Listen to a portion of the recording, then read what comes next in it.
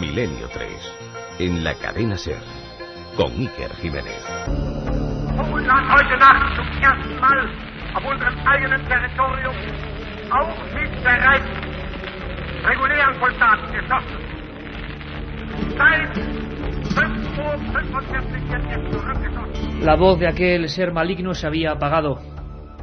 El 29 de abril de 1945 tuvieron que pasarle muchas cosas por su atormentada mente. Había prometido a su pueblo un mundo feliz. Había prometido un tercer Reich que iba a durar 1000 años. Y para ello se había hecho estandarte de la llamada solución final.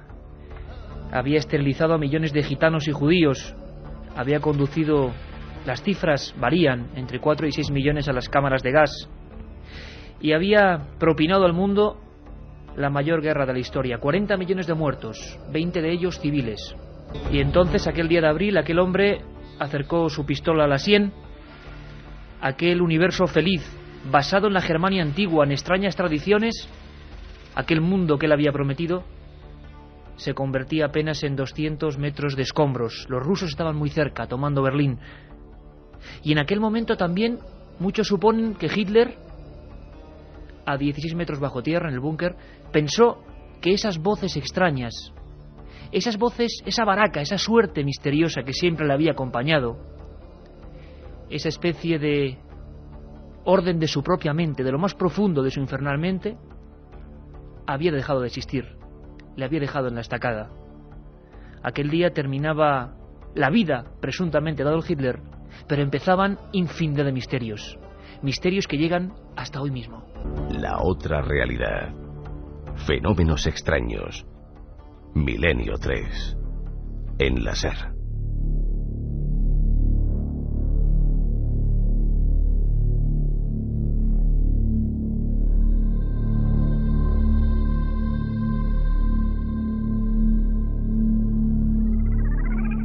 Uno de los temas que más nos han pedido, sin duda alguna, Milenio 3, ya estamos aquí. Esa escena, siempre intentamos ver la historia como una diapositiva, y yo no sé por qué, quizás releyendo el libro que íbamos a regalar, un libro sensacional, pues he recordado ese momento. ¿Qué tuvo que pasar por la mente de ese hombre, ¿no? Ese hombre que para algunos es el arquetipo de lo maligno y que para otros en el mundo hoy en día es una figura digna de veneración, porque su mensaje hipnótico, su mensaje extraño, su ley de destrucción, o también esas raíces de los misterios alemanes que íbamos a entender, esas sectas en las que se metió, esos lugartenientes que tenía, que eran auténticos magos negros, pues siguen influyendo en muchas personas que ven todavía en él a una especie de Dalí. Hoy comprenderemos por qué Adolf Hitler, uno de los personajes más extraños y desde luego malévolos de la historia, es un enigma para muchos psiquiatras, para muchos sociólogos, para muchos teóricos de la guerra.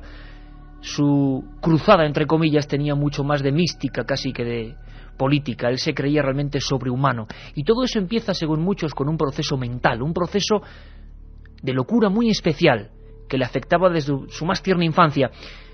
Pocos saben, y vamos a descubrir historias alucinantes.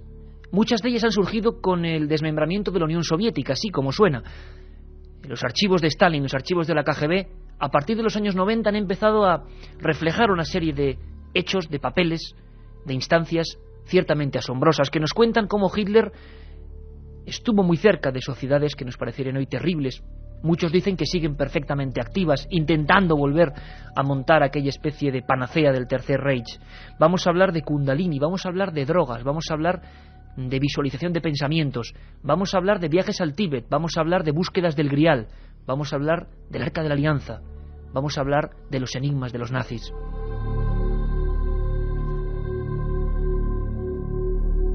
Y yo creo, Carmen, buenas noches. Estamos ya todo el equipo de guardia, el que siempre está aquí en la penumbra, muy especial, porque hoy cuando escuchábamos esa voz de Hitler que se sumergía casi en la música y que volvía a aparecer, pues todavía uno sentía cierto respeto, cierto miedo, el mismo miedo, y vamos a comprender cómo hacían esos actos, como decimos, considerados hipnóticos, actos de miles de personas donde nada quedaba al azar, acontecimientos que muchos alemanes dicen hoy. Claro, a Hitler le votaron en su día y la gente dice que no entiende cómo pudo ocurrir eso, es difícil de entender, pero muchas personas piensan que es que toda esa escenografía, toda esa grandiosidad que ellos intentaban transmitir, realmente era hipnótica, realmente era un truco, es decir, era algo muy perfectamente pensado y detallado. Dicen que expertos de marketing, dicen que expertos en vendernos las cosas, siguen aprendiendo de algunas técnicas más o menos maliciosas que empleaban los nazis. Va a ser imposible hablar de todos los enigmas que hay en torno a ellos. Vamos a dejar para otro episodio todo eso de los platillos volantes nazis, el secreto atómico, muchas de sus expediciones. Y vamos a hablar más bien de Hitler. Vais a comprender que su vida es un auténtico misterio y que todavía hoy, fijaros bien, escuchadme bien, a día de hoy no se sabe exactamente cuáles son los restos de Hitler. A día de hoy no hay una sola fotografía, de Adolf Hitler muerto. Con lo cual imaginaos la cantidad de suposiciones que surgen. Tan es así que otro de los grandes diablos, se puede decir de esa forma, y que me entiendan bien, como fue Mengele, el célebre doctor muerte de las SS que hizo tales experimentos brutales, este hombre nunca fue juzgado y se escapó y se le encontró entre Brasil y Paraguay. Es decir, muchos han pensado, muchos han creído, muchos también han difundido esta leyenda de que Hitler seguía o estuvo mucho tiempo vivo. Otros hablaban de que hay una estirpe. Sí, como suena, que Eva Braun tuvo hijos de Hitler. Todo eso lo vamos a contar hoy y vamos a hacerlo con los mejores invitados, con los mejores especialistas. Hoy vamos a echar una ojeada muy especial, un escrutinio auténtico sobre una parte oscura de la historia. Como decía, estamos todos. Carlos Barroso, Katia Rocha, Carmen Porter, buenas madrugadas. Buenas madrugadas. Apasionante el tema, ¿eh? Pues sí, la verdad es que toda la figura y todos los enigmas que encierra Hitler intentaremos tocarlos esta noche, porque además ya son muchos los amigos que nos están preguntando por ciertas cosas que tenemos preparadas para este programa. Nos están llegando mensajes a ese 7640, palabra clave, milenio, espacio y la pregunta que vosotros queráis, opinar sobre el tema, lo que queráis. Sorteamos 5 libros de El Enigma Nazi, de José Lesta, tercera edición ya. Tercera edición, ya va por la tercera edición, del Archivo del Misterio de la editorial EDAF. 5 libros del Enigma Nazi entre todos aquellos que escribáis al 7640, palabra clave, milenio, espacio y lo que vosotros queráis. 273 páginas, os aseguro, impresionantes. Va a ser imposible, como decía, tocar todos los temas, pero vamos a acercarnos a figuras francamente misteriosas. Por cierto, en la nave del misterio, llevando esta especie de, voy a llamarle Mars Explorer casi, Juanma Frasquet, con estas músicas, hoy muy especiales. Y creo, sin más preámbulos, que ya en la cadena SER en La Coruña nos escucha. Allí está la técnica, nuestro compañero Amable Paredes, y allí está nuestro invitado y el autor de este libro, José Lesta, El Enigma Nazi, el secreto esotérico del Tercer Reich. José, amigo, buenas madrugadas. Hola, compañero Iker, buenas noches, ¿qué tal?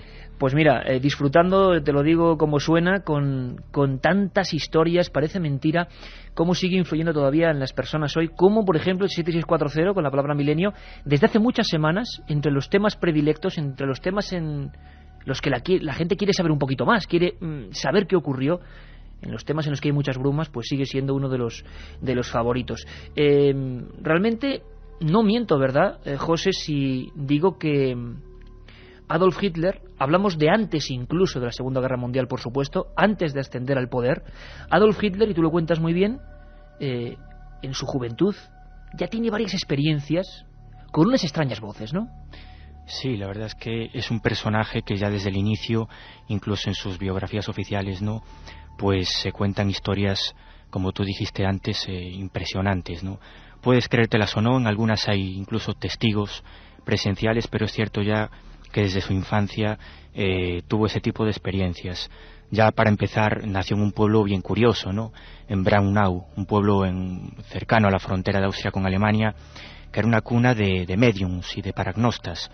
Fíjate que sin ir más lejos, Iker, allí nació Rudi Schneider, que fue, digamos, uno de los mejores médiums, uno de los mejores dotados, paranormalmente hablando, ¿no?, que hubo en el siglo XX. Y se comenta, que la ama de llaves, la que amamantó a los hermanos Schneider, a Rudi Schneider y a su hermano, también amamantó de pequeño a Hitler.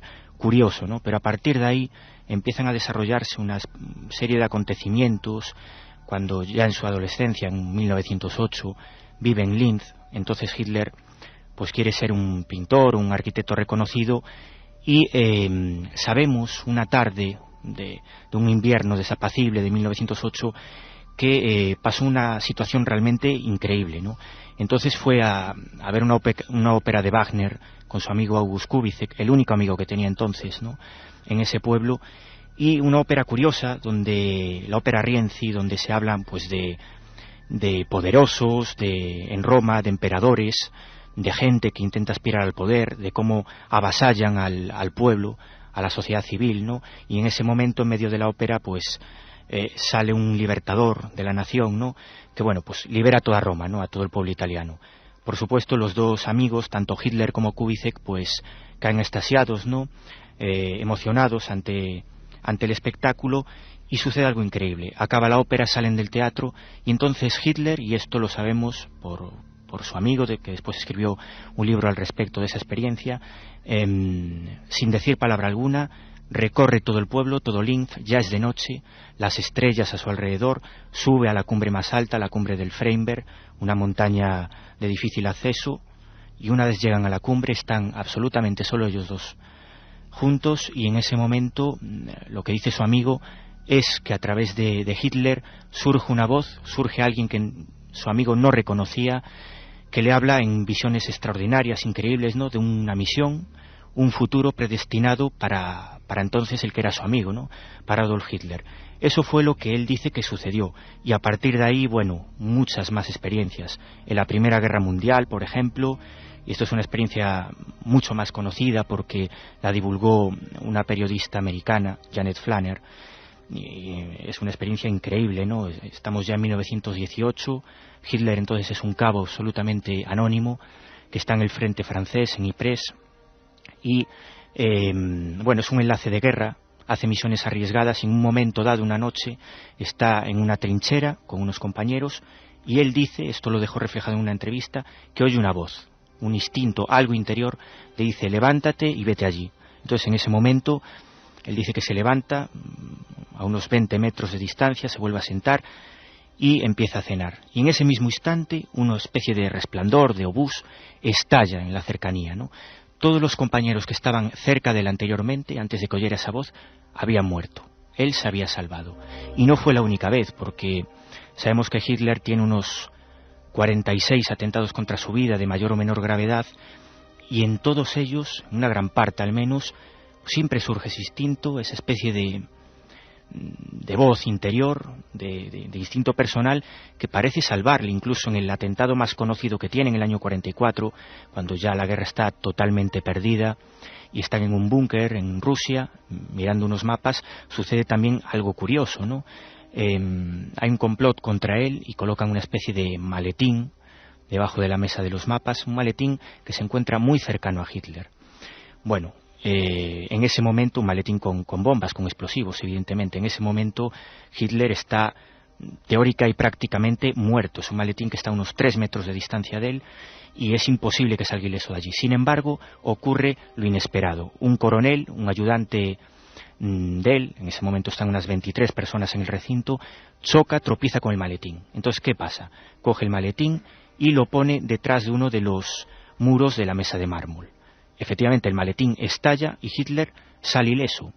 No exactamente ileso, sale herido con una parálisis parcial y con unas magulladuras. Hay que pensar que mueren bastantes de las personas que están allí. Sin embargo, él sale vivo, ¿no? Y como te digo, Iker, podíamos contar así casi hasta el infinito, un montón de situaciones, y no solo a Hitler, también en el bando aliado, a Winston Churchill, en la que estos personajes pues se vieron salvados de alguna manera por la suerte, por la baraca, como tú decías, la baraca, por esa voz interior. Esa voz extraña, voces como estas, en las que vamos a penetrar, vamos a introducirnos todos en esta especie de dimensión quizá menos conocida de Hitler, esas voces que le salvan varias veces, que otros muchos dictadores también han tenido, y que sería bueno reseñar luego, voces misteriosas que la psiquiatría parece que argumenta, voces que hablan dentro de la cabeza, voces que nos van a dar paso a nuestro compañero Carlos Barroso para empezar esta primera recta sobre Hitler.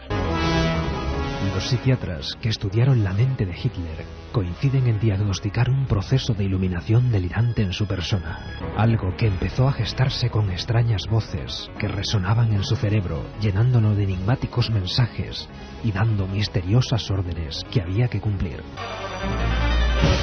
Misteriosas ordenanzas, misteriosas palabras que se reproducían en su mente y que parece que siempre le acompañaron. Por ejemplo, escuchamos este corte interesantísimo en el que habla David Irving, que fue uno de los primeros biógrafos de Hitler. Habla precisamente de esas voces misteriosas que guiaban su existencia. Frau Troist, la viuda del gran arquitecto Troist, que más tarde se convirtió en el arquitecto de Hitler, nos contó que un día Hitler le dijo: ¿sabes? He escapado a la muerte muchas veces, pero fue porque una voz me advirtió y yo le hice caso. Hitler creyó en esa voz hasta el final, hasta que la voz desapareció. Y quizá desapareció ese día de abril, cuando los soviéticos entraban en el parque zoológico de Berlín y avanzaban hacia la Cancillería. Entonces esa voz había desaparecido para siempre. La OSS, la antigua Oficina de Estudios Estratégicos de Estados Unidos, inició un riguroso estudio de la mente del dictador. Lo diagnosticaron más o menos como demente iluminado. Él creía, según este estudio, Hitler creía que su vida era una especie de encadenamiento de milagros, de suerte milagrosa. Algún día hablaremos, por ejemplo, de Franco. En la guerra se hablaba y había estudios muy concretos de esa supuesta baraca, es decir, de esa supuesta suerte absolutamente fuera de la estadística que le protegió durante un tiempo, sobre todo en los campos de batalla. ¿Casualidad? Probablemente, pero desde luego, para una mente tan compleja como la de Adolf Hitler, esto es interpretado casi como mensajes de la propia divinidad. Y él enseguida se va a ir metiendo por vericuetos que nos muestran un mundo negro, un mundo absolutamente oscuro, un mundo siniestro, algunas instituciones y sociedades secretas de las que ahora vamos a hablar. Pero vamos a dar paso primero a la gente, aunque ahora mismo en unos minutos estará Katia. Ya está el 7640, pero caliente con este tema. Sabíamos que va a dar polémica, ¿no? Son muchísimas las preguntas que hay en torno a esta figura que siempre nos ha llamado la atención. Y si me permites, Carmen, ante cualquier polémica, como siempre, este equipo simplemente expone los hechos. Nosotros, por supuesto, aquí están los datos, pero imaginemos que hay temas que llegan mucho a la gente, que a algunos le pueden indignar más, que a otros pueden incluso ser favorables, como también estamos viendo a este tipo de cosas. Bueno, allá cada uno, ¿no? Nosotros dejamos ahí bien clara la información. Jesús desde Cádiz nos dicen que a Hitler le gustaba hacer la tabla Ouija. ¿Qué hay de cierto? José, ¿sabemos algo de eso, por cierto? ¿O bueno, no hay datos? Algunas fotos, yo concretamente vi 2 fotos, ¿no?, de Hitler mirando una especie de bol, de vaso, de vasija grande con agua, donde se tiraba cera y se tiraba incluso huevos, las claras de los huevos, ¿no?, que es uno de los métodos, como sabéis, de predicción, ¿no?, hacia el futuro que existen y que en esa época pues se daban con más asiduidad. Yo he visto 2 fotos de eso, ¿no? Sobre la Ouija, bueno, yo no tengo noticias, pero lo que es seguro es que había cosas peores que la Ouija, desgraciadamente, detrás de este personaje. Bueno, por supuesto, una cosa sí quiero dejar clara y que con todo lo que estamos diciendo, a mí me cuesta trabajo hablar de ciertas cosas, entre otros motivos porque hay gente, evidentemente, que puede sentirse quizás más tocada, ¿no?, personalmente, y puedan pensar que quizás esto pueda ser una especie de apología de ese personaje, y quiero dejar claro al revés, creo, ¿no? Al contrario, es uno de los personajes. Pero un misterio sí que es. Pero es que es un absoluto misterio, claro. Eso sin duda, ¿no? Es decir, la propia personalidad del dictador y cómo consiguió el poder es un absoluto misterio. Eso es lo que queremos dejar claro hoy en día, ¿no? Y está clarísimo, José. Vamos con más Nos preguntas. decían también, otro amigo, la esvástica es un signo solar esotérico. Se dice, entre otras cosas, que Hitler adivinaba arrojando plomo fundido en agua y que era un gran sensitivo. Y yo con la audiencia, pues es increíble los conocimientos que tienen. Tenemos toda una hora para hablar de temas y entre ellos vamos a hablar de la esvástica. Como decía José Lesta, no solo Ouija, bueno, eso sería una suposición, pero sí desde luego Kundalini, experimentos con drogas, búsqueda de los pensamientos y de inducir con tu mente en otras personas. Vamos a descubrir una serie de experimentos absolutamente alucinantes. Y si me permitís, porque ahora enseguida va a estar Katia con muchas más preguntas para José, para nuestro especialista, vamos a escuchar a otro buen amigo de este programa, prestigioso psiquiatra, el doctor José Miguel Gaona, que estuvo durante muchos años estudiando la figura de Adolf Hitler y que, por supuesto, afirma que es un auténtico misterio, un misterio de delirio, un misterio de alguien que se cree iluminado, y lo que sí es cierto es que cómo alcanza el poder, con esas soflamas, con esas constantes citas al Todopoderoso. Luego veremos cómo incluso las SS, Hitler, los nazis, casi atacaron a cualquier símbolo del cristianismo y generaron sus propias fiestas que tenían que ver con ritos solares, ritos muchos más antiguos. Bueno, pues si os parece, escuchamos a José Miguel Gaona, que nos va a hablar de esos datos sobre la baraca. La baraca, ese símbolo árabe de la suerte, de la buena suerte en la batalla. Le escuchamos. En aquel atentado dirigido por aquel coronel o teniente de una familia reputada y noble alemana, von Stauffenberg, en el que sobrevivió. Todos recordamos esa fotografía del soldado sujetando la chaqueta de Hitler, que se encontraba totalmente desgarrada, que parecía increíble que alguien hubiera podido sobrevivir a aquel maletín lleno de explosivos que se pusieron en sus pies, Hitler nuevamente creyó que nuevamente era elegido y que había sobrevivido por una especie de designio divino.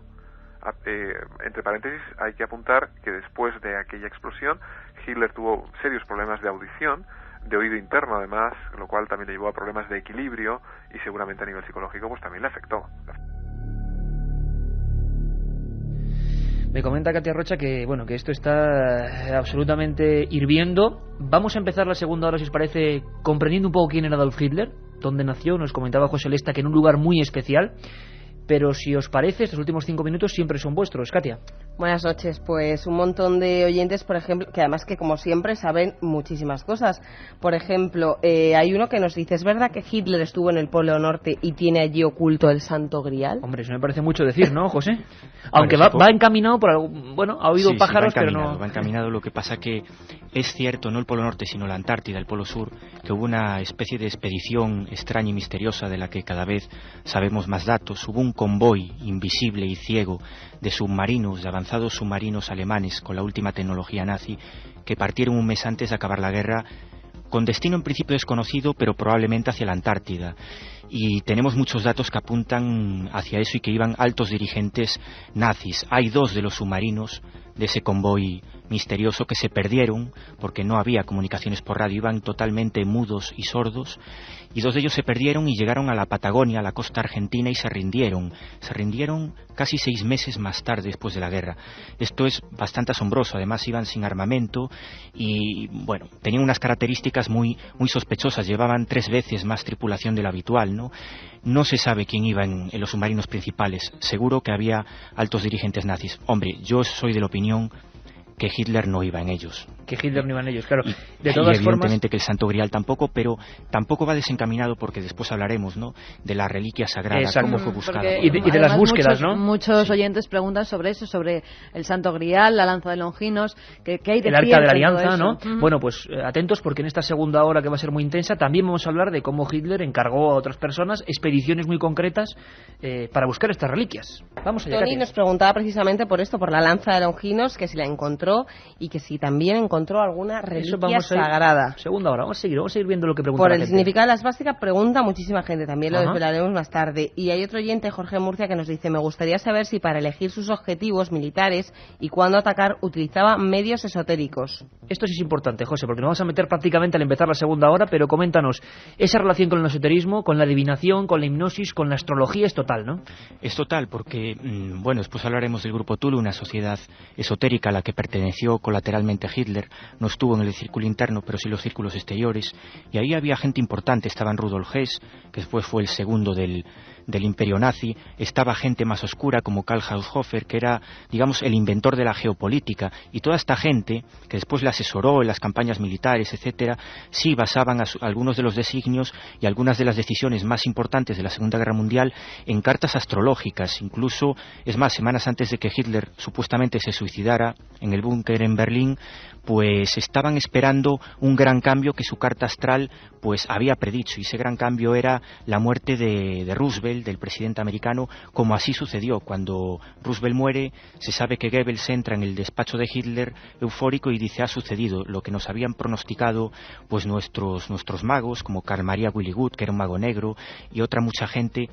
Ha sucedido. Era una gente totalmente imbuida por el esoterismo, por la alquimia, por la astrología. Y de ellos vamos a hablar, José, además gente absolutamente siniestra, y como tú has definido, y no te quedas corto, magos negros auténticos. Cristina desde Alcorcón nos preguntaba, ¿Hitler era miembro del priorato de Sion? Lo digo por su obsesión por el Grial. Bueno, de eso, menudo lío, ¿verdad, José?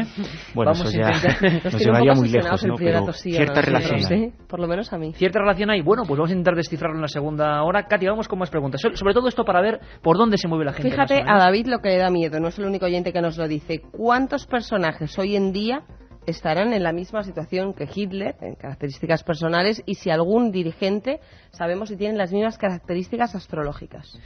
Bueno, también se han hecho estudios, imagino, sobre la astrología, cuándo nació, de qué forma. Por eso vamos a empezar la siguiente hora sabiendo un poco más del personaje en sí y enseguida en qué grupo se metió.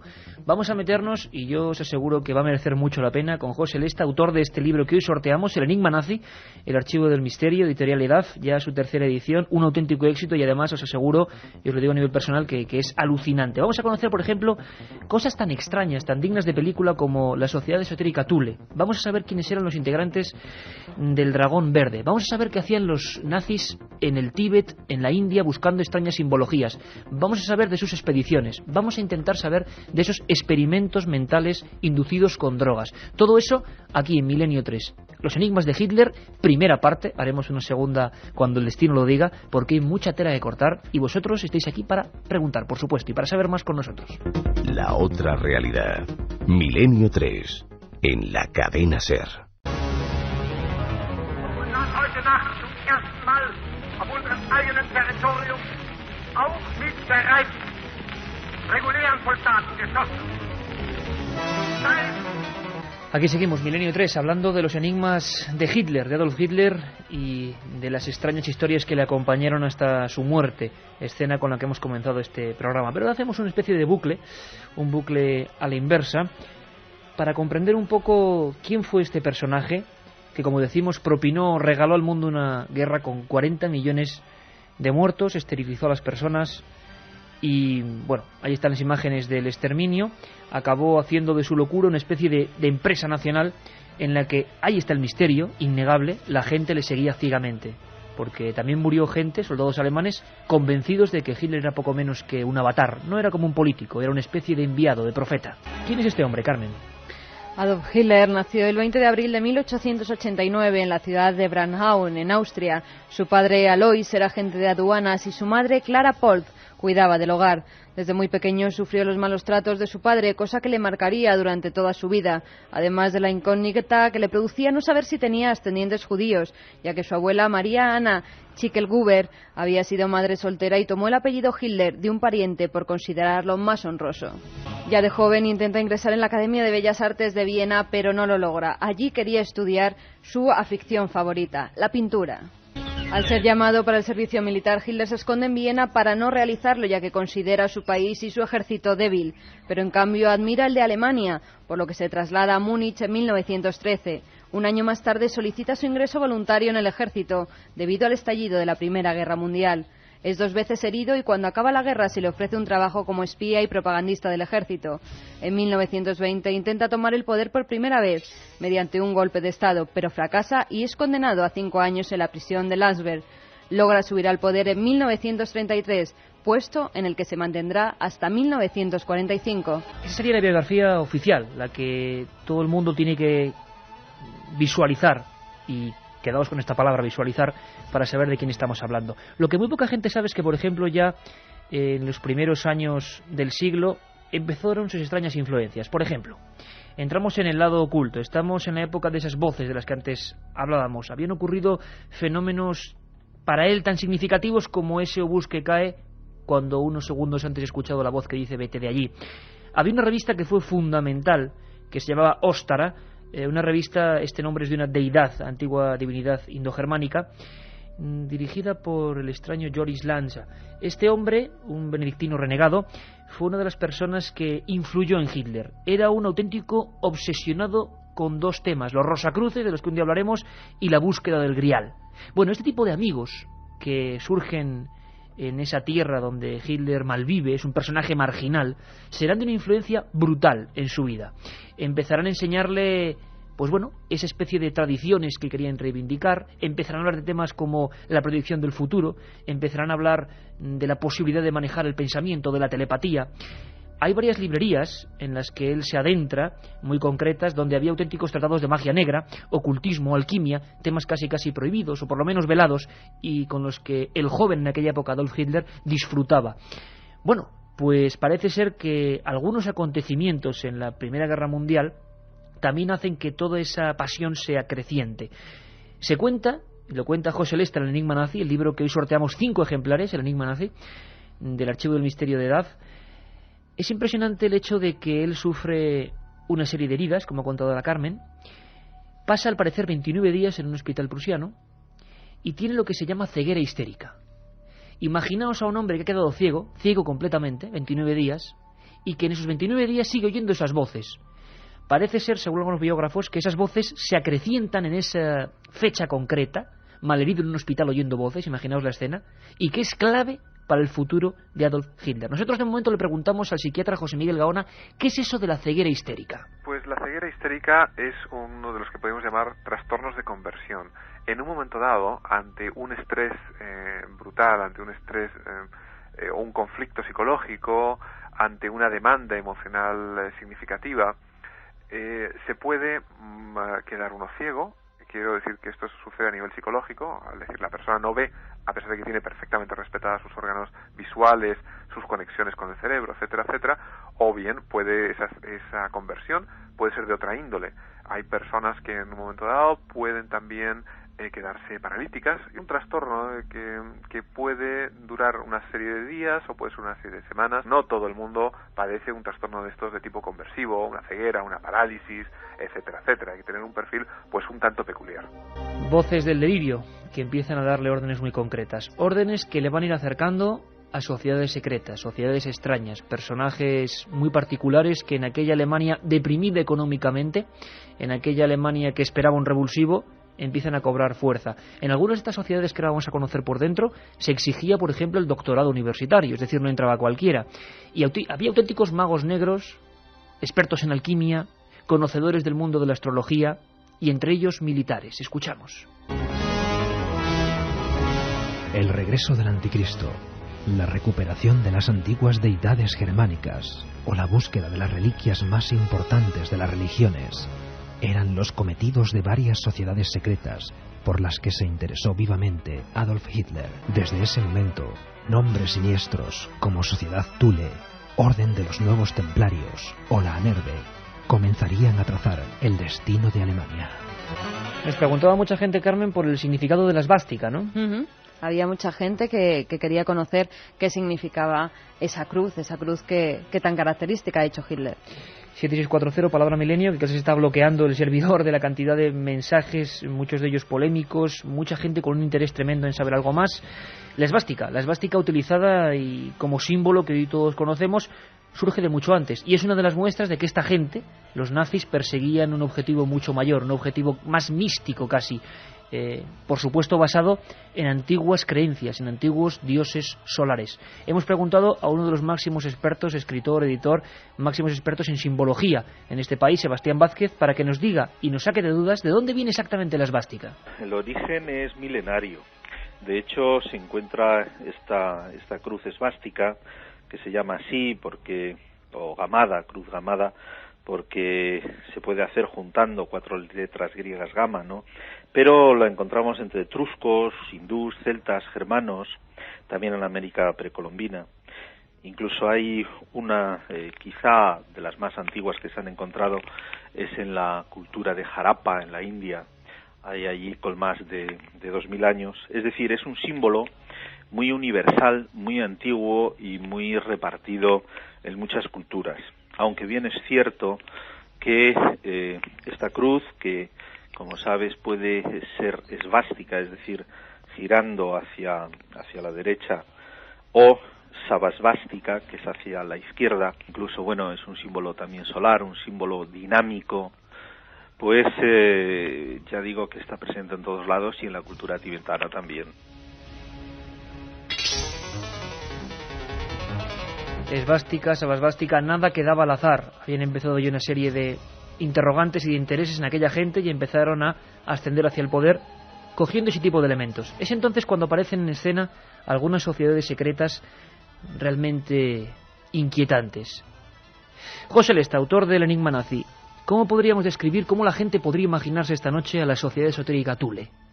La sociedad esotérica Thule, de puertas para afuera, digamos, los documentos que han quedado, era una sociedad literaria, ¿no? Casi podríamos decir de amigos, que se reunían allí para hablar de las antiguas tradiciones alemanas, de leyendas nórdicas y a veces incluso de religión, ¿no? Esa es la fachada hacia afuera. Hacia adentro era una de las sociedades esotéricas más potentes que había en Baviera, que era un caldo de cultivo político y esotérico brutal, y en toda Alemania. Hay que pensar que ya desde el siglo XIX había un montón de sociedades esotéricas alemanas, a cual más rara, ¿no? La ONT, la Orden de los Nuevos Templarios, la Otto, la Orden del Bril, después, que viene de Asia, que introdujo también la esvástica, la discutida Orden del Dragón Verde, una orden budista. El Dragón Verde. Sí, la Germanenorden, por ejemplo, ¿no? Había un montón, y a algunas de ellas, por ejemplo, perteneció este monje benedictino del que hablaba Sicker, Joris Lanz, un monje curioso que tuvo contacto posiblemente, no está demostrado, pero posiblemente con Hitler cuando era un niño y cantaba en el coro de una abadía, una curiosa abadía, la abadía de Lambach, que estaba plagada del símbolo hindú, plagada de esvásticas, porque el prior de esa abadía había estado unos años en la India y había venido convencido del poder benéfico, en principio, de ese símbolo. Después de la Guerra Mundial, por supuesto, limpiaron toda la abadía, pero aún queda, hoy en día aún se puede ver una esvástica de madera en el altar de esa misma abadía, esa esvástica que veía todos los días Hitler cuando, siendo niño, pues cantaba en ese coro, ¿no? Y a partir de ahí pues comienzan muchas relaciones. Lanz funda un grupo, como tú decías, de caballeros o de nuevos caballeros de la Orden del Temple, y que da lugar poco a poco a sociedades que acaban dando lugar a la Thule. La Thule, por dentro, como te digo, era una sociedad netamente esotérica, con rituales propios de una sociedad paramasónica, algunos muy curiosos. Se sabe que se usaba la meditación y otras muchas cosas, ¿no? Porque, como en toda sociedad esotérica potente, había círculos distintos. Había un círculo externo, un círculo, digamos, más suave, y había un círculo interno totalmente esotérico, hasta el punto de que probablemente la mayor parte eran lo que se puede llamar hoy en día magos negros, ¿no? En el círculo externo, curiosamente, entró Hitler un día de 1922 y lo introdujo no un personaje cualquiera, sino entonces el que era probablemente el líder de esa sociedad, o el personaje más influyente. Hablamos de Dietrich Eckart, un personaje también curioso, con una vida, un dramaturgo que estuvo en un psiquiátrico también, pero que se hizo famoso, entre comillas, pues escribiendo tanto obras de teatro como obras literarias, novelas, ¿no? Fue el pasaporte de Hitler para las clases más altas. La persona que, digamos, el Cicerone en todo ese mundo extraño, ¿no? Efectivamente. En todo ese mundo. Hablas en tu libro de la Sociedad Esotérica Thule que hacían prácticas que estoy seguro que van a asombrar a la gente. Prácticas, por ejemplo, de visualización, de potenciación de la Kundalini. Eso de visualización, por ejemplo, ¿qué era? ¿Intentaban forzar tanto el pensamiento, órdenes de concentración extrema? ¿Buscaban con esto el dominio sobre otras personas, por ejemplo? Bueno, esto más bien era en la sociedad del Bril, y lo sabemos, curiosamente, por una persona poco dada al esoterismo. Lo sabemos por Willy Ley, que era entonces uno de los genios alemanes que hacían cohetes, uno de los padres de la astronáutica, ¿no?, de la ingeniería nazi. Él tuvo contacto con gente que estaba en esa sociedad budista, la sociedad del Bril. El Bril, para que nos entendamos, ellos creían que era una especie de energía o de fuerza de la naturaleza que lo inundaba todo, y que manejando esa energía, como tú dices, Iker, podías pues dominar o manejar los pensamientos de la gente, o incluso pues imbuir ciertos conceptos o ciertas historias a políticos y a gobernantes, ¿no? En esa sociedad sí se decía que se usaban técnicas, por ejemplo, por poner un ejemplo, pues partir una manzana en dos y observarla detenidamente durante muchos minutos, a veces durante varias horas, y a partir de ahí, meditando sobre eso, fíjate qué cosa más curiosa, pues intentaban entrar en estados de conciencia alterados, no solo para hacer predicciones, sino para lo que ellos llamaban, pues lograr estados de conciencia de lo que ellos decían que era ser superhombre, es decir, un hombre más allá de lo común. Ellos creían que podían ser así, ellos creían que podían llegar a convertirse en esa especie de superhombres, y además creían que tenían derecho propio, porque ellos pensaban que eran descendientes de atlantes que vivían en antiguas zonas que ellos llamaban la Thule antigua, una isla mítica, donde efectivamente vivían personas con esas capacidades. Es increíble, pero lo creían. Y tanto lo creían que personajes de auténtica influencia, lugartenientes auténticos de Hitler como Rudolf Hess, él mismo dijo que era creyente absoluto en técnicas como la magnetoterapia, la acción de los imanes sobre el cuerpo y los estados mentales. por supuesto el horóscopo, la influencia del pensamiento y la hipnosis sobre la voluntad de una persona, y todo eso intentaba transformarse, aprenderse en esa especie de escuelas del pensamiento. La hipnosis era algo absolutamente contrastado y que se ponía en movimiento en aquella especie de impresionantes mítines, impresionantes arengas donde la gente, en una especie de estado hipnótico, como decimos, llegaba a un estado casi de éxtasis. Los psiquiatras han estudiado ese fenómeno en sí en la masa. Escuchamos al psiquiatra José Miguel Gaona. Estamos ante un movimiento, el nazismo, que tenía un caudal que lo alimentaba, que no era político en el sentido más estricto de la palabra, sino tenía un gran grado místico, sin lugar a duda. Y Hitler era su adalid. Era su adalid hasta el punto que llevó a la tumba a millones de personas y muchos murieron, desde luego, a ciegas por él. Es decir, su capacidad de hipnosis era tan brutal que era un experto, un mago en transmitírselo a todo el pueblo alemán, y no solamente al pueblo alemán. Al día de hoy todavía existen muchísimos seguidores nazis que bueno, vibran décadas después con los discursos de Hitler. Stalin admiraba la forma como Hitler controlaba, manipulaba y llevaba y era elegido líder del pueblo alemán. Stalin, una vez que acabó la Segunda Guerra Mundial, tuvo un pequeño museo con muchísimas prendas de Hitler, con objetos personales que el mismo Stalin realmente mitificaba. La otra realidad. Milenio 3. En la SER. El 19 de agosto del año 34, Hitler, con esa especie de campaña hipnótica, de fervor patriótico y de búsqueda de las antiguas esencias germánicas, alcanza el 92% del voto en las urnas y a partir de ahí empieza su particular escabechina. Lo primero que hizo fue prohibir, por ejemplo, el matrimonio entre judíos y arios y empezó a designar a esos grupos étnicos minoritarios para él en auténticos guetos. Rescató, según la historiadora Miranda Tuis, el signo, casi con la época medieval, que se les ponía en el brazo como identificativo. Y al mismo tiempo, con los años, con el poder, con la creencia total en ser un ser superior, empiezan los famosos gaseamientos con el célebre, tristemente, Ciclón B y aquellas duchas con desagüe falso. En ese momento algunos historiadores aseguran que Hitler se creía evidentemente sobrehumano y se hacían esas prácticas constantemente, prácticas que en el 7640 nos siguen preguntando por ellas, ¿no, Carmen? Pues sí, que nos siguen preguntando mucha gente, por ejemplo David La Cuesta de Santa Coloma de Gramenet. Se dice que científicos nazis experimentaron con judíos para encontrar la vida eterna.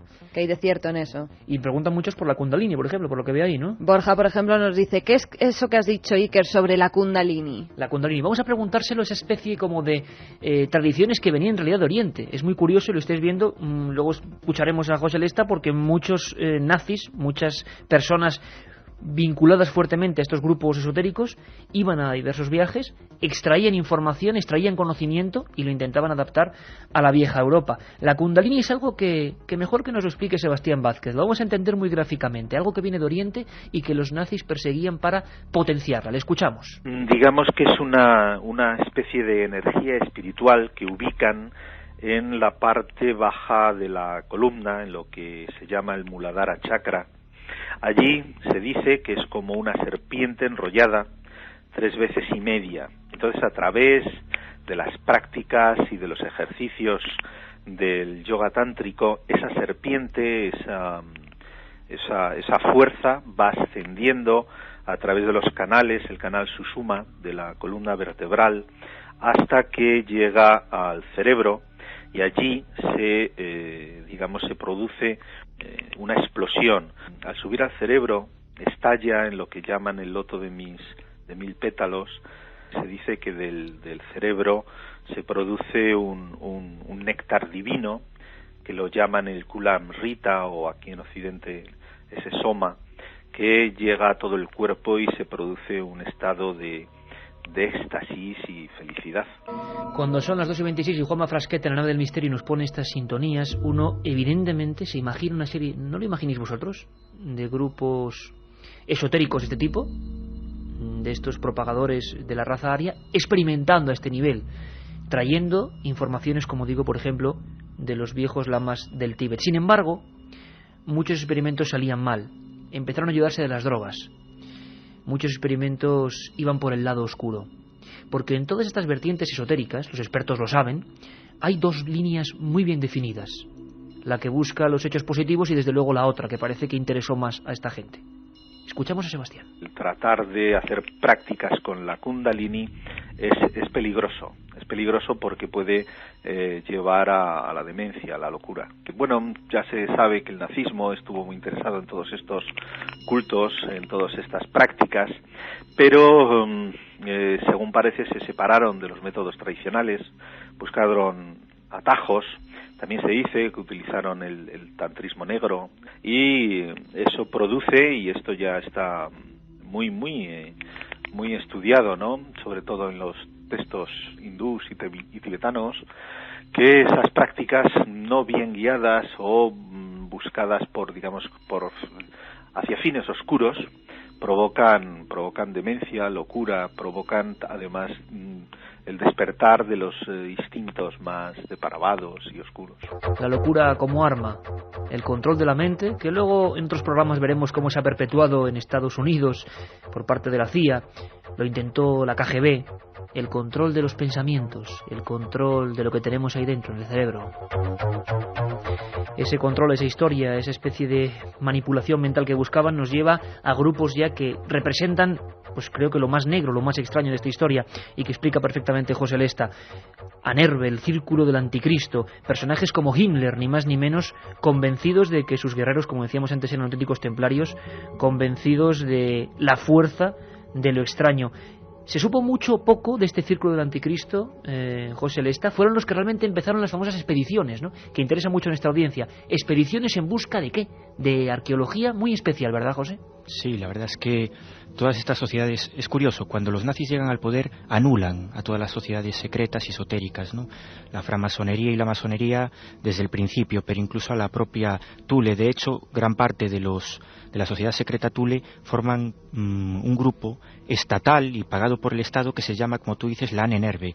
Es quizás el único ejemplo que tenemos en la historia de un grupo esotérico apoyado por la política, pero desde el Estado, ¿no? Y efectivamente ahí había 43 departamentos, había de todo. 43. Sí, y uno muy interesante, ¿no? Se estudiaba Zen, budismo, alquimia, pero había uno que era el de arqueología germánica, que dio mucho que hablar y sigue dando que hablar, ¿no? Porque ese departamento dio lugar a expediciones alucinantes en busca del arca, aunque parece increíble, en busca del arca de la alianza, expediciones de la que cada vez se sabe más datos, expediciones en busca del Santo Grial, incluso expediciones al Tíbet filmadas. Hablamos de fotografías, filmadas, José, de filmaciones, sí, sin duda. Tú reproduces en el libro, en el Enigma Nazi, algunas imágenes impresionantes, que claro, porque están constatadas gráficamente, porque uno, y la gente está preguntando constantemente, hacían estas expediciones gastándose un dineral y efectivamente porque buscaban pistas muy concretas, ¿no? No imagino que se tiraran ahí no sé cuánto tiempo para buscar nada, pistas extrañas, ¿no? Además, sobre esas expediciones, fíjate, nos preguntaba el amigo qué pasó realmente con la expedición que fue al Tíbet, ya que estuvo compuesta por personajes tan peculiares como paleontólogo Archusky. Pero, ¿qué buscaban, por ejemplo, en el Tíbet, José? Bueno, en el Tíbet, en principio, hay muchas teorías, ¿no? Desde que hay gente incluso que dice que intentaban un contacto real con el famoso rey del mundo. Esotéricamente hablando, para que nos hagamos una idea, el rey del mundo es una especie de personaje que vive en una ciudad imaginaria o real, según las versiones, que se llama Shambhala, y que desde allí controla con una especie de logia blanca los designios de la historia y de los gobernantes mundiales. Esa es la teoría. En principio iban a buscar sus raíces. Los nazis iban allí a buscar pues las raíces indoeuropeas. Hicieron verdaderas barbaridades con los tibetanos. La filmación se ve, les arrancaban dientes, les medían el cráneo, pero entre todas esas barbaridades hacían experimentos y estudios arqueológicos muy interesantes. Se sabe que se intentó un tratado con el Dalai Lama, pero no era un tratado más allá de un mero acuerdo entre las dos naciones, entre el Tíbet y Alemania, ¿no? Incluso se llegó a comentar que si Hitler tenía una especie de documento firmado por él, más esotérico, que guardaba en un búnker, ¿no? Lo cierto es que la expedición duró un montón, iban muchos científicos y oficiales de las SS y no fue la única. Como te digo, a la Antártida, en Túnez y en Egipto intentaron excavar en busca del Arca de la Alianza, algo que además nos lleva a Madrid, nos lleva a España. Y que vamos a controlar en un momento, y a ver, es impresionante, porque son elementos que muchos casi parecen algo de ficción bíblica. Sin embargo, esos objetos físicos, ya nos lo contó la película de Spielberg, ¿no?, Indiana Jones, realmente motivaron búsquedas como siempre, y vais a descubrirlo, revelan que la realidad supera cualquier ficción, y en el caso de los nazis y sus experimentos, y sobre todo expediciones arqueológicas, pues desde luego esta máxima se cumple. Vamos rápidamente con algunas preguntas de los oyentes. La otra realidad. Fenómenos extraños. Milenio 3. En la SER. Bueno, primero recordar el número 7640, palabra clave milenio, espacio y el texto que nos quieran enviar. Muchos oyentes se preguntan que por qué no se reforma la ley educativa y no se enseña estas cosas en el colegio. Bueno. Bueno, y luego, por ejemplo, desde Rute, pobres Córdoba, alumnos. Nos dice, ¿es cierto que se ensayaron hasta trasplantes de ojos buscando la raza aria? ¿De dónde la obsesión por crearla, Francisco? Ahí tendría mucho que decir nuestro amigo, entre comillas, claro, Joseph Mengele, ¿no, José Lesta? Sí, bueno, se hicieron esos experimentos y no fueron los únicos.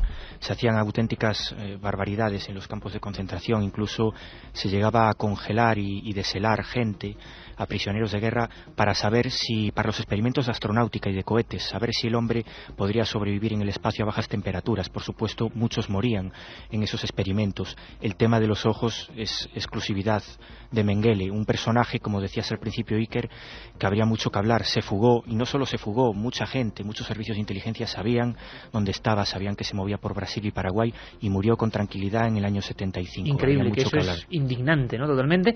Pero, porque hizo muchos crímenes contra la humanidad. Ese tipo de personajes los tocaremos, por supuesto, con el ayuda de José Lesta, en las biografías siniestras y también biografías celestiales, ¿no? Queremos hacer un programa con lo mejor y lo peor del género humano, pero desde luego estos personajes, que sería otro programa amplísimo, ya sé que es mi cantinero, lo siento, sobre nazis subidos en diferentes puntos, y entre ellos España, y Valles y José Lesta y Miguel Pedrero han perseguido personajes de este tipo y los han llegado a entrevistar. Eso nos lo contará también. Quique de Vigo nos dice que hay de cierto en que Hitler podía controlar los sueños. Un saludo de unos oyentes que os escuchan mientras trabajan. ¿Leyenda urbana, José? Puede ser. Desde luego no hay datos sobre eso. Sí hay datos, por ejemplo, Hermann Rausching, un alto mandatario nazi, que escribió un libro muy interesante que yo recomiendo sobre todos estos temas. Hitler me dijo, un libro histórico, pero que entre esos capítulos históricos salen cosas curiosas. Este señor tomaba anotaciones después de hablar con Hitler, y algunas de las frases que le dijo son realmente increíbles. Él llegó a saber que en medio de la noche Hitler se levantaba con procesos convulsivos, que gritaba, que tenía visiones, veía personajes. No sé si dominaba o no los sueños, desde luego. Sus mítines son todo un fenómeno y un ejemplo de cómo controlar a una masa. No sé si bajo hipnosis, pero desde luego algo de todo eso hay. Y como te digo, sí hay testimonios de que pasaban cosas extraordinarias, ¿no? Luis nos pregunta, ¿sabéis qué quiso decir Hitler cuando afirmó que si ganara la guerra daría a conocer algo asombroso? Bueno, al final de la guerra surgen muchas leyendas y muchos mitos. Habría que hablar también de la bomba atómica, ¿no? Y de muchos bulos que corrieron. También se dice que se llegó a comentar que había que seguir a otro líder que había dejado, y no fue así, ¿no? En definitiva, hay mucha mitología al acabar la guerra, fundamentalmente por dos cosas: por la increíble tecnología a la que llegaron los nazis 40 años por delante, y por el increíble entramado esotérico que estamos viendo hoy, que imbuía y nutría toda la política nazi, ¿no? Pero muchas de ellas evidentemente no dejan de ser eso, leyendas. Vamos con un bloque rápido para hacernos una idea, porque Patricia de Valladolid nos dice: estoy estudiando para un examen de historia y Hitler me tiene fascinada, el programa me viene de perlas. Gracias. Otro oyente: quisiera saber sobre Mussolini, Franco y su relación con Hitler. Otro más, Álvaro de Madrid: te he escrito varias veces pidiéndote este tema, por fin me habéis hecho caso. ¿Vais a hablar de la expedición de Monte Ebrus? Quiero ese libro. Ahora vamos con expediciones. Milenio, se dice que los científicos nazis experimentaron con judíos para encontrar la vida eterna. David Lacuesta, de Santa Coloma de Gramenet. También nos preguntan, ¿es verdad que los símbolos nazis eran cultos celtas? ¿Nunca se relacionó a Hitler con el anticristo? Nos lo preguntaba David de Elda. Otra pregunta, ¿es cierto que había una guerra de signos mágicos entre Churchill y Hitler? Curiosísima pregunta. Sí, había una guerra. Churchill fue asesorado también por elementos esotéricos, y el servicio secreto inglés usaba, por ejemplo, a personajes como Aleister Crowley, un miembro de la Golden Dawn y probablemente uno de los magos negros más potentes del siglo XX, y le aconsejó usar el famoso símbolo de la V que vemos en todos los vídeos de la Segunda Guerra Mundial. Churchill siempre saludaba con con esa señal en la mano, con la V, pero es que la V es un símbolo que algunos incluso dicen que es un símbolo satánico, ¿no? Había una guerra, evidentemente, de simbología. De hecho, Churchill llegó a decir que, Churchill usaba, había un minuto de silencio todos los días durante la Segunda Guerra Mundial para rezar no solo por los caídos en guerra en Inglaterra, sino un minuto para meditar, ¿no? Hitler llegó a decir que esa era el arma más potente que los ingleses, que Churchill estaban usando. Para él era nefasto y sabía que tenía un poder increíble, ¿no? Y que actuaba mucho más allá de lo simbólico. Eso es cierto, pero hay un tema mucho más interesante en relación con si Hitler era o no el anticristo, ¿no? Y hablamos antes de las órdenes esotéricas. Había un personaje oscuro, Haushofer, mucho más potente, un profesor de geopolítica que pertenecía a una orden budista, la Orden del Dragón Verde, y que curiosamente hasta tal punto estaba obcecado con esas creencias que tras acabar la Segunda Guerra Mundial cometió un suicidio ceremonial. Cogió una daga y se suicidó tal y como ordenaban en esa secta esotérica japonesa, ¿no? Pero hay mucho más. Su hijo fue uno de los que pertenecía o estuvo dentro del complot del atentado más potente que hubo contra Hitler. Y a su hijo pues lo deportaron evidentemente a una prisión, ¿no? En esa prisión escribió muchos poemas, era un poeta. Y el último que le encontraron antes de ser decapitado, antes de acabar la Segunda Guerra Mundial, en su propio bolsillo, tras ser decapitado, es muy interesante. Decía así, para mi padre la suerte está echada. Una vez más, el demonio debía ser repelido y arrojado de nuevo a su prisión. Pero mi padre rompió el sedal. No sentía la respiración del maligno y lo liberó para destruir el mundo. Ahí hay una relación muy clara entre Hitler y mucha gente metida en movimientos esotéricos que creían realmente que era una encarnación del mal, pero mucho más allá, que era el anticristo en persona, ¿no? Y bueno, sobre esto habría mucho que hablar porque había una auténtica guerra secreta entre el grupo Thule, un grupo negro, y grupos blancos. En Alemania había grupos esotéricos. O sea, magia blanca contra magia negra. Se puede decir así, digamos que había grupos esotéricos positivos, por entendernos, ¿no? Auténticos círculos blancos, por ejemplo. Uno se llamaba directamente el de la Rosa Blanca, después formó un círculo llamado el Círculo de Kreisau, y había muchos militares pertenecientes a sociedades esotéricas, pero que fueron los que curiosamente se conjuraron contra Hitler en el 44 y le prepararon ese atentado con bomba, con ese maletín, ¿no? Es decir, eran sociedades esotéricas que iban mucho más allá de lo ritual. Intentaron cambiar y acabar con Adolf Hitler. Había una auténtica guerra secreta y mágica. Interesantísimo, guerra secreta, guerra mágica, guerra de símbolos. Katia. Pues es que como estoy alucinada escuchando a José Lesta, vamos a regalar 5 libros que muchos oyentes dicen que ha sido regalo de estas Navidades. El Enigma Nazi, editado por EDAP, dentro de la colección El Archivo del Misterio, y escrito por nuestro colaborador José Lesta. Tenemos que hablar de muchas cosas, por ejemplo, los dobles de Hitler, su último día. Fue algo realmente alucinante. Todavía hay misterio. La KGB sigue desempolvando documentos que nos demuestran, que al menos dejan la bruma de si estaba allí Hitler, si realmente su cuerpo quemado es el suyo. Misterio. Pero antes, del Grial no vamos a hablar, vamos a dejaros con la duda, porque la semana que viene creo que hay un bombazo al respecto, tema griálico, pero no os podíamos ir sin, pues un detalle de una de las expediciones muy concretas y quizá desconocidas. Carmen Porter, compañera, ¿qué son las calaveras de cristal? Creo que alguna vez hemos hablado de ellas, hemos comentado algo sobre esos cráneos pulidos, una imagen que ahora mismo, este programa es casi de imágenes, hay que tener en mente, esas calaveras perfectamente pulidas, extrañas, y sé que se encontraron en algún lugar de las selvas de Centroamérica. Pues sí que vamos a hablar de la calavera de cristal más extraña que se ha encontrado. En 1927, el explorador inglés Friedrich Mitchell Hedge se encontraba realizando unas excavaciones en las ruinas mayas de Lubantún, en Belice, cuando encontró un extraño objeto. Se trataba de una calavera de cristal de 12,7 centímetros de altura y 5 kilos de peso. Además poseía una mandíbula articulada. Está realizada en cristal de cuarzo, el cual tiene una extraordinaria dureza, 7/10 en la escala de Mohs, por lo que solo pudo ser tallada con un diamante, pero en toda su superficie no se ha hallado ni un arañazo, ni señal de ninguna herramienta. Según Hedge, después de su descubrimiento acaecieron varios fenómenos extraños. Los 300 indianos que trabajaban trabajaban en las excavaciones se arrodillaron ante el objeto, ya que tomaron la figura como la representación del dios de sus antepasados.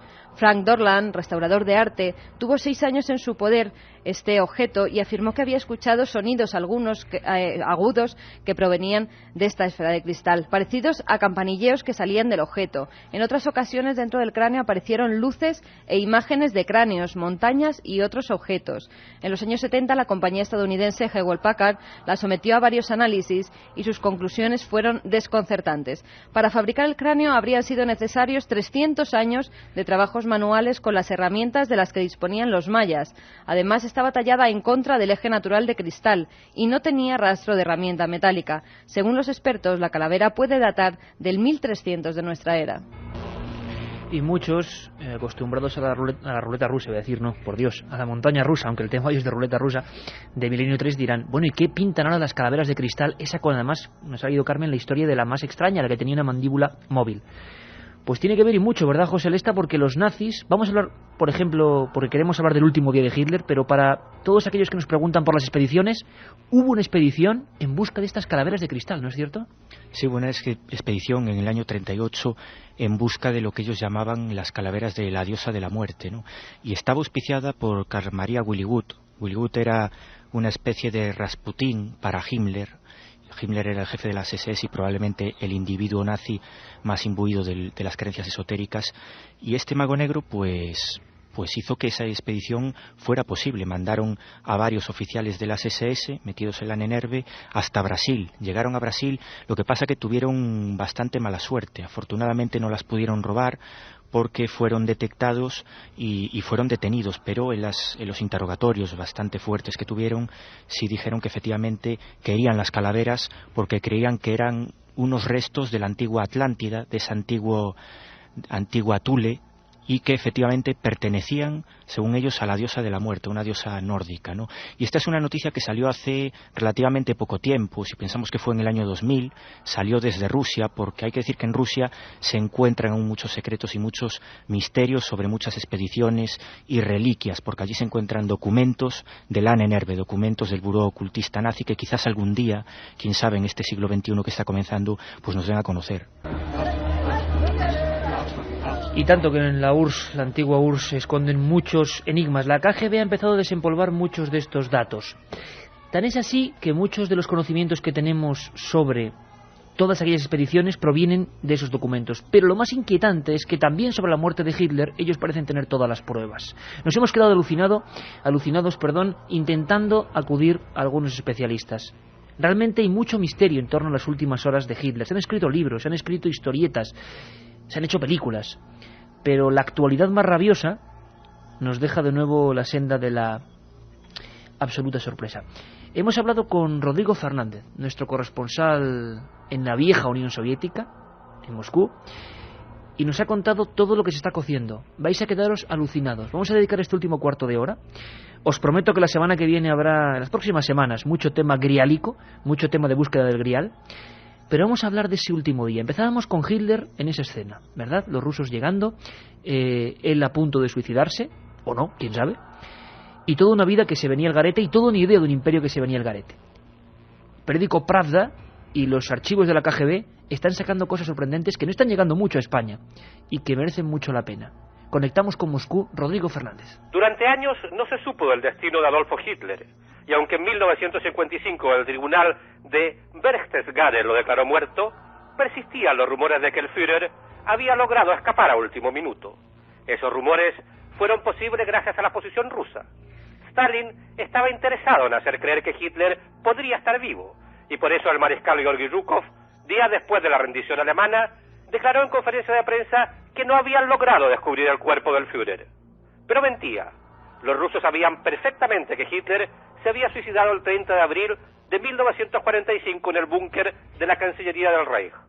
4 días más tarde, un grupo del contraespionaje soviético encontró los cadáveres quemados de Hitler y Eva Braun. El mismo día, otro grupo halló el cuerpo de Gustav Wehler, el doble de Hitler. Para comprobar que realmente los restos encontrados pertenecían al Führer, los rusos se llevaron la dentadura y un trozo del cráneo en el que se ve el orificio dejado por la bala que lo mató. Ese cráneo fue expuesto por primera vez en Moscú en la primavera del 2000. El 3 de junio de 1945, los restos de Hitler, Braun, del general Hans Krebs y de Joseph Goebbels, su esposa y sus 6 hijos, fueron enterrados en un bosque, cerca de la ciudad alemana de Rathenow. Pero al año siguiente decidieron cambiarlos de lugar, y el 21 de febrero los enterraron en Magdeburgo, en la sede del Tercer Ejército de Choque Soviético.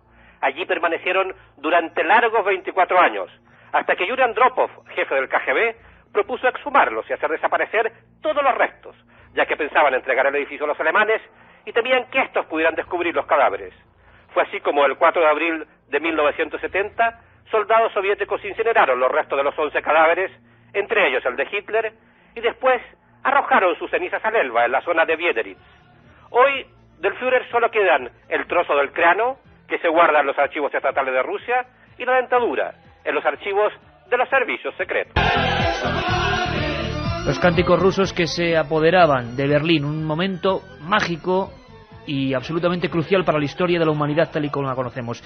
Esos momentos en los que Hitler ponía fin a sus días y, como decíamos, ese Tercer Reich se había convertido en 200 metros cuadrados de escombros. Ahí avanzaban los rusos y empezaba un enigma. Escuchad muy atentamente, ni más ni menos que Anatoly Provolenko, director de los archivos de la KGB. Nos va a hablar de un tema que es digno de la ficción. Director de archivos de la antigua KGB, los dobles de Adolf Hitler. Cuando digo dobles, hay que tener en cuenta también que el número de esas personas era muy limitado. No le puedo decir la cifra exacta, pero había muy pocos. La razón era, por supuesto, que se trataba de un secreto conocido por muy poca gente. Aquellos dobles eran suplantadores, que presenciaban los desfiles o aparecían en actos en su lugar. Hay motivos para creer que existían estos dobles, porque al parecer en alguna ocasión Hitler estuvo en 2 lugares diferentes al mismo tiempo. Y le hemos querido preguntar a David Solar, autor de un libro, El último día de Hitler, de la esfera de los libros. Él es director de la revista La Aventura de la Historia, y él, sin embargo, propone otra teoría para que veáis hasta qué punto están encontrados los puntos de vista sobre las últimas horas de ese malévolo Adolf Hitler. No es la primera vez que algún dictador utiliza un doble, pero yo no sé si esto ocurre en el caso de Hitler, y desde luego lo que no tengo es cita de ningún documento serio, de ningún historiador serio en que hable de ubicuidad, por ejemplo, porque claro, si tenemos al doble de Hitler e imaginemos en Rastenburg, pues el verdadero estaría en Berlín, y es muy posible que en algún momento diga, caramba, ¿cómo es posible que haya 2, no? Es decir, eso no se produce en ningún momento. Y en el búnker seguro que no, porque resulta que el búnker era un sitio muy pequeñito. O sea, el búnker, aunque era muy grande, era un lugar muy pequeño. Tenía 8 o 10 pequeñas habitaciones, todas comunicadas por un pasillo central. Y ninguna de las secretarias, si sobrevivieron 2 a la guerra y prestaron su testimonio en Nuremberg y han vivido, en el caso de Traul Junge, hasta hace 2 años, jamás dijo que habían visto 2 Hitler, ¿no? Pero el misterio lo tienen los rusos, desde luego, con sus documentos, con sus historias. Escuchar ahora a Vasily Orlovsky, mayor de una de las fuerzas que entró en aquel búnker, en aquella cancillería, uno de los hombres que dice hoy, y el escándalo ha sido tremendo a través de Pravda, que no se quemaron los cuerpos de Adolf Hitler, que realmente los cuerpos enteros fueron enterrados, desenterrados, una historia delirante que tira por tierra todo lo que creíamos que era verdad, que se habían incinerado y, como decía Rodrigo Fernández desde Moscú, echado las cenizas al agua. Le escuchamos. A comienzos de junio de 1945, todos los cuerpos, incluidas las cajas con los restos de Hitler y Eva Braun, los Goebbels y el general Krebs, fueron enterrados en algún lugar de Bug. Cuando nuestra sección de la Esmer se trasladó, nos llevamos los cuerpos con nosotros. ¿Cuántas veces fueron enterrados? Bastantes veces. ¿Cuántas? ¿5, 8, 10 veces? No, solo sé que les volvieron a enterrar por lo menos 2 veces. ¿Y esos entierros eran siempre de noche? Sí, por la noche. Es decir, que ocurrió 3 veces. Sí, tal y como yo lo recuerdo, fueron 3 veces. ¿Ustedes les enterraban, les sacaban, les volvían a enterrar? ¿Era eso lo que hacían? Sí. ¿Está usted contando esta historia por primera vez en su vida? Nunca le conté esto a nadie, Esta es la verdad absoluta. Es la primera vez que hablo de ello. Y fíjate qué casualidad, nuestros amigos desde donde nos escuchan. Recibimos un SMS a ese 7640, palabra clave milenio, donde nos dice: hola, soy vuestro amigo Pedro el camionero. Y qué casualidad, estoy en un pueblecito a 50 kilómetros de Berlín. Amigo Pedro, nada es casualidad. José Lesta, autor de Enigma Nazi, el libro que hoy sorteamos, 5 ejemplares, miles de cosas más por contar, por supuesto. Esto es solo una pincelada, pero caramba, dobles, restos que se queman, que no se queman. Yo quiero que me saque de una duda que tiene mucha gente. La foto esa que siempre sacan de Hitler con un orificio, es que ese no es Hitler. Y la siguen sacando. Efectivamente, me has leído el pensamiento, porque precisamente, bueno, esa foto sale en el libro, es una foto muy conocida, ¿no?